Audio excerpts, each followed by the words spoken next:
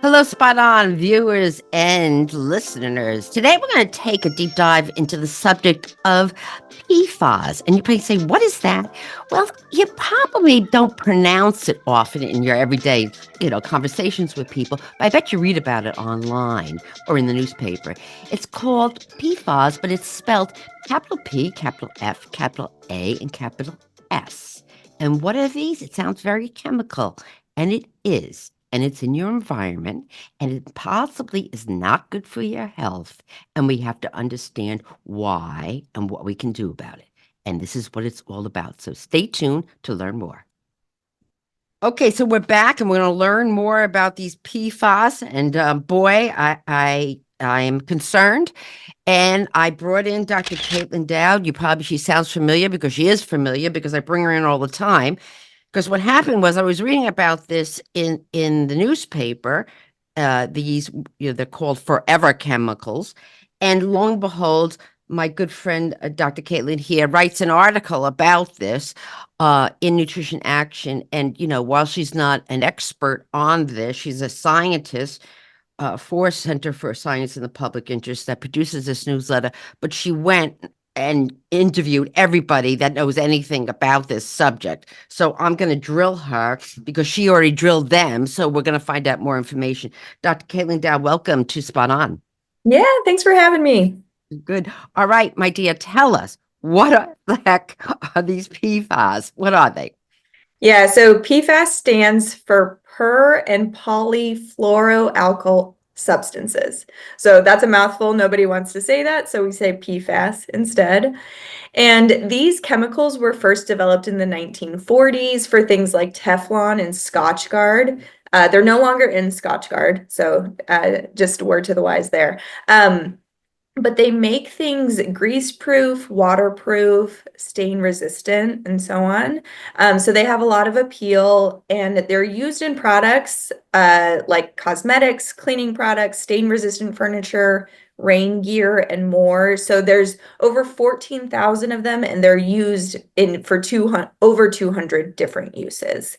So they're really, really widespread. Well, I'm Italian. My Italian mother put starch guard, the stain guard, starch guard, whatever it is, on everything, like the sofa, the cat. So I just probably just grew up with this all in my house because we were ever, goodness gracious, if the couch got stained. So, so what is the story? Why are they called forever chemicals, and what's the problem with these? Yeah, so they're called forever chemicals because it's due to this unique chemistry that they have. So, what they all have in common is that they're chains of carbon bound to fluorine. That's not a bond that exists in nature, so that's man-made. And that carbon fluorine bond has been described as the strongest bond in chemistry. Mm. So that strength is what makes PFAS so appealing to use because they don't break down. And so there are no natural processes in us or in the environment to break down PFAS. Mm. From an industry perspective, that's really appealing, but from a health and environment perspective, that's really dangerous. And that's why they're called forever chemicals. They just don't break down, or if they do, they break down into other PFAS. So they just last presumably hundreds to thousands of years. Oh my goodness. So if my mother still had the couch, it would still be on the couch. Yeah, yeah, exactly. Oh my goodness. Okay, so all right. So the stain resistance that the Teflon. I mean, I grew up with Teflon. We thought Teflon was the best thing in the whole wide world. Mhm. So what is the health implications of this? Well, I mean, the forever chemicals, that doesn't sound good, that forever, but what's the health implications for this? Yeah, so interestingly, only a handful of those 14,000 PFAS have really been studied well. Mm. But there's good evidence that those handful increase the risk for kidney cancer, elevated cholesterol, lower birth weight in babies, and impaired immune response to vaccines.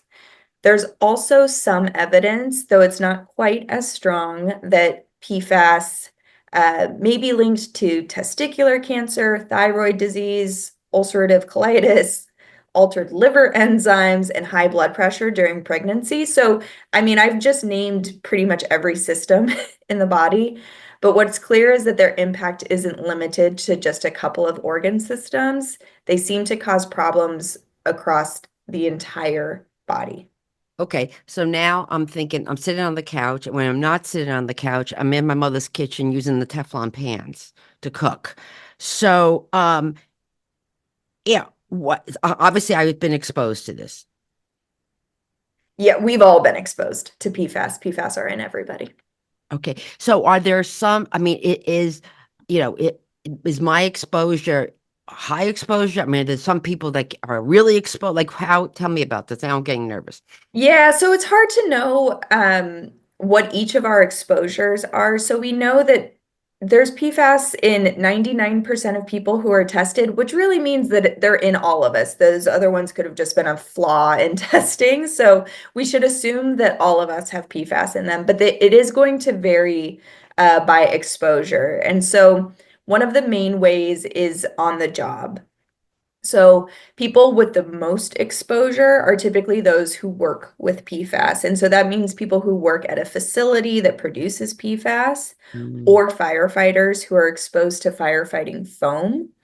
Now, this is one of the more interesting areas, in my opinion, about PFAS. So one thing that I was always curious about is when you see things that list PFAS, you'll often see a fire extinguisher. And I always thought, like, I'm not putting out fires, so why does this matter? Okay, so let me explain why this matters. So firefighting foam, it's a major source of exposure for firefighters. But for decades, the Department of Defense required the use of PFAS-based foams at military bases. And the FAA followed the DoD approach. And so all major airports used that foam as well. And that Like if a mattered. plane gets on fire or something, or something. Yeah, yeah. Okay, all right, yeah, okay. And so planes don't necessarily catch on fire that often, but there's a lot of training exercises done for that. And so every single firefighting event or training exercise can release thousands of gallons of foam into the environment. And for a long time, those weren't cleaned up in any way, they just seeped into the ground. And so there are over 700 DoD sites, meaning 700 military bases or similar, across the US, plus all of the airports. So considering the number of sites that used this firefighting foam, plus the volume of foam that's used, the impact is enormous. Oh my goodness. So if you live near an airport or a military base, you don't even have to be that close.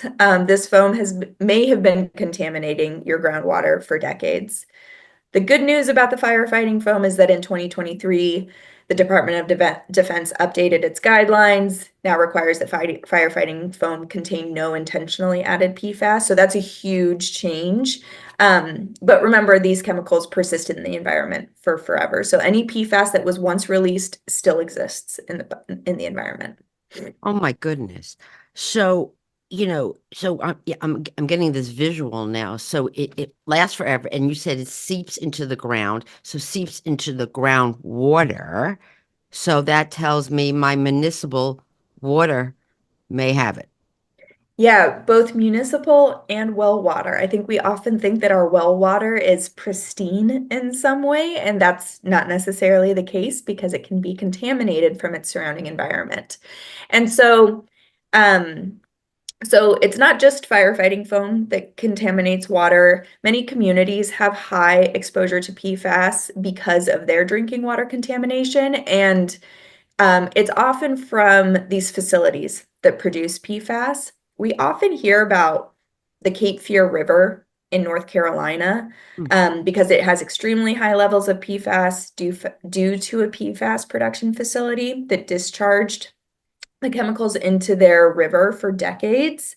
But there are communities all over the country that suffer from the same problem. So we hear a lot about North Carolina, but it's really all over the country. And so drinking water, if it's not from the job, drinking water can also be a really prominent source of PFAS. And then there's some other less concentrated sources, I would say. So can you, so I can go home tonight and I can like, check out my municipal water. Do they measure this? So wait, 'cause I can get this information?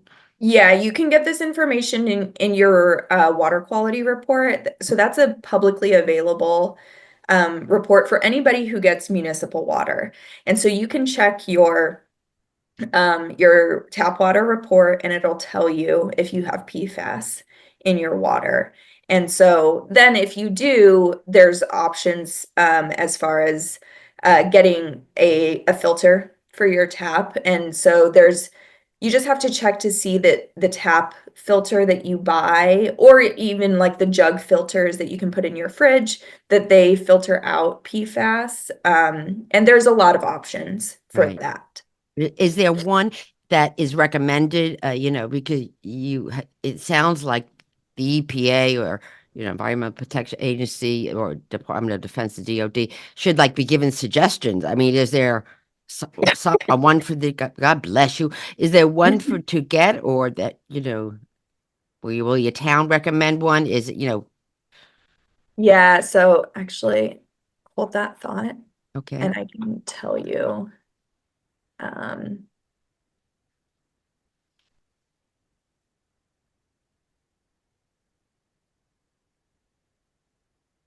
Daniela, you can cut this where she's looking for it, and then we'll bring her right back after she finds it. yeah.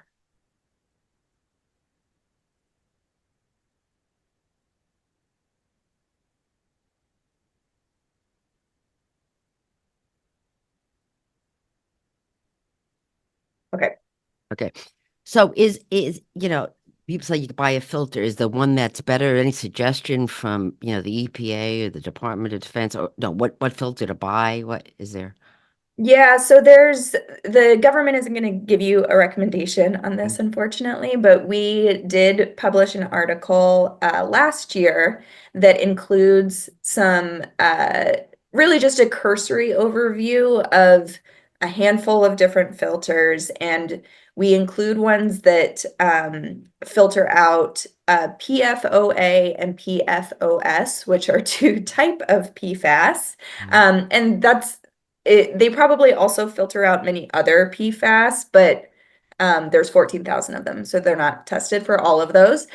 PFOA and PFOS are also the two most common PFAS. So um, one option, if you just want a really simple one that you put in your fridge, is the Brita Elite filter. Okay. And then there are a number of different ones that either attach directly to your faucet or under your sink. And we can give the link to that article in the show notes for this. And so people can look uh, Okay, for that's what I was going to ask you because you're a good sharer. So I'm going to ask you to send me that article, and we're going to put that up on the Spot On Facebook page, along with this article that she wrote and interviewed all these people to talk about this. This is like unbelievable. And I read from your article that drinking water is not the only place you can get it. You can get it if you go fishing with your brother-in-law, and you know what I mean, and catch something. So in fresh water. So explain this. Yeah, so this one really kind of blew my mind. There, uh, there was a research study done a couple years ago, and they tested 501 samples of freshwater fish caught from waterways all across the US. And 500 of those 501 tested positive Oh my for goodness. PFAS. And on average, so it's not just that they had PFAS. On average, the samples had 270 times as much PFAS as store-bought samples of seafood tested by the FDA. And Wow. so that really shows you how contaminated our waterways are. And um, catch and release is is the right move That for that for is so your interesting. own fishing. Yeah, Uh, uh, that is so interesting. Because Yeah, it's a very small amount of PFAS, or a very small amount of fish that you have to eat that could measurably change the blood levels of PFAS in your body. it's so funny because you hear, you're always like buy local, it fresh and everything. And then here you go, oh, I'm gonna catch my fish.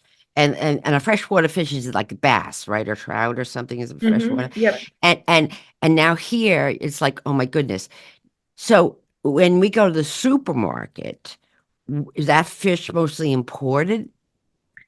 Yeah, so that fish is mostly imported, and there's also no guarantee about Right. what you buy at the store. So it's we know that our diet is a source of PFAS. We just really have no idea the extent to which our food is contaminated. Right. And so, like we talked about, high levels of PFAS are commonly detected in freshwater fish, but also seafood. Other types of Mhm. seafood also can have PFAS. There's also studies showing that it has been found in milk, meat, dairy, poultry, eggs, but you're not necessarily safe if you are vegan. Right. The FDA tested greens that were grown in North Carolina near PFAS manufacturing facilities, and those also tested positive for PFAS, suggesting that the plants are pulling PFAS up through their roots. Um, and so I don't say all of this to scare people. You can't avoid this. So this has to be uh, changes made much higher up than any of us. And what we really need is for FDA to do comprehensive testing of the Right. food supply.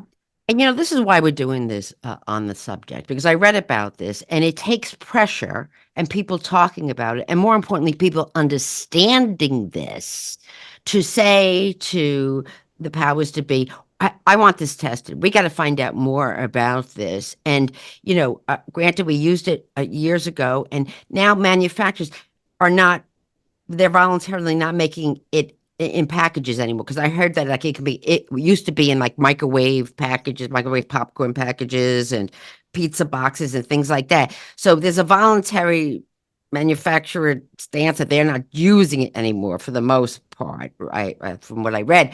But, hello, let's go and see, if you said it's forever chemicals, then it's forever chemicals. So is it like with the seafood, or I should say the freshwater fish? Is it like I gotta wait for that fish to die off, and then new fish come that have that not been exposed so long? I mean, I'm just trying to scratch my head on this one. How the heck to get it out of the food? It's a great question. And I'm not totally sure how they do this. There are remediation efforts where PFAS Okay. can be cleaned up. Oh, good. And right now, one thing that I think is really great is that there's a new movement called polluter to pay, and Mm, it's charging these companies to pay for the pollution that they have caused. And it will cost billions of dollars for them to clean up the yeah. PFAS in the environment. We're talking B as in banana, billions of dollars. Billions, yes, Of dollars. many, many billions of dollars to Dollars to clean this clean up. this up. But it's interesting. High and low. We're worrying about greenhouse gases, right? High, and now low. We're going to be worrying about this, to clean up. But you have to do that. You have to protect Mother Earth and protect all of us. If I love fish, and I don't want people not to eat fish anymore because we know it's so heart healthy and good for you and low in saturated fat. I'm sorry, low in saturated fat, so it's heart healthy. Mhm. But if it's in all foods, it's like let's not, avoid, take up one food category or one type of protein source and make it sound any worse. So if we get this, and it sounds like we have it in us, it can we does it leave our bodies? Like Yeah, that's a great question. So, it depends on which PFAS. So, some of them stay in our bodies for just a few days. oh good. And but there's still evidence that they do some harm in those few days, and then others of them stay in our bodies for years. And so there is concern that they're just in us for a very long time. And I will say, sort of to your point about loving to eat seafood, and it is a healthier food. And writing this article didn't make me avoid any food. Right. as a Right. result. So, except for freshwater fish, that one I think is very concerning. Everything else, there's no way for you to know if the specific sample that you're eating is contaminated or not, and you can drive yourself crazy. So, That's that's right. yeah. That's exactly correct. And that's again why we're doing this episode to inform you and to see what you could do to, maybe reduce the amounts. And so I love this getting a filter on my water. Mhm. I'm going to go home tonight and look at my municipal water supply, but I'm going to get a filter. And you know something? Filtered water often tastes better to me. So I probably get two for the price of one for that. So besides the water filter, what else can we do to sort of help us minimize this? Because I did read not only food, it could be in cosmetics, and gosh knows I wear a lot of cosmetics. So what can one do to minimize getting these in our body? Yeah, it seems like almost every study I see that has tested for PFAS finds PFAS in something.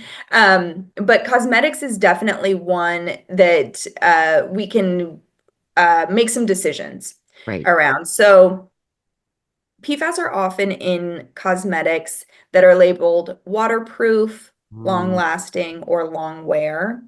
So like And sunscreens and I don't believe I've seen anything that they're in sunscreens. okay, They're definitely in some lotions. okay, And I mean they're probably in sunscreens. I just haven't right. seen it necessarily. And they're in some nail polishes.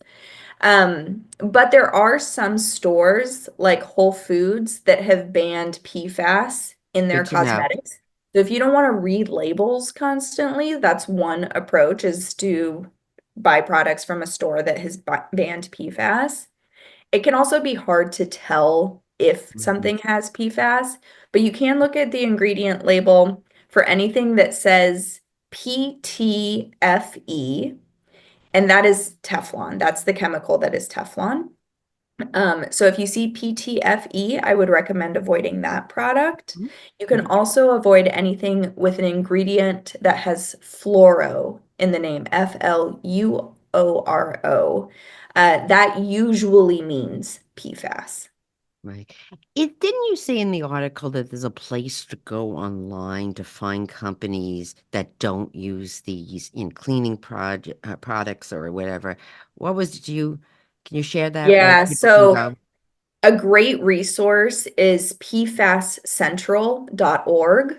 Mhm. And they are a really wonderful organization, and they have a list of companies or products that don't use PFAS. And so it can be everything from cosmetics, but it can also be clothing or household items that can expose us to PFAS, and we don't know how much we're exposed from those. It can be, your sofa that has a stain-proof Mhm. coating on it. That means that it's probably made with PFAS, and so they can point you in the right direction of products and companies that are not using PFAS. I mean, that's good to know because I'm all about empowering, and knowledge is powerful. So if you know about this and understand about it, you can't, they're there, but you can do your best to avoid them in the water and the products that you buy. That's what this is all about. And again, I'm going to put this fabulous article that I must have taken you 7 years to write this article because it was so comprehensive a nutrition action newsletter about this subject so that you can read more about this. And in it has a listing of, places that you can go to check out what the products are. But, this is something we just need to talk about. And again, to get information, to understand this, to do the best we can, but more importantly, with your vote, push to make sure we get legislation to say, hey, this is there. What are you doing about cleaning it up? I want it out of, my environment as best I can. So, wow. I am so glad that I had you on here to tell us more about this. Dr. Caitlin Dow, she's super duper, wrote this article all about it. We're going to share it. And you, my dear, have given us so much fabulous information. So once again, I can't thank you enough for coming on. Spot on. You're welcome. Thanks so much again for having me.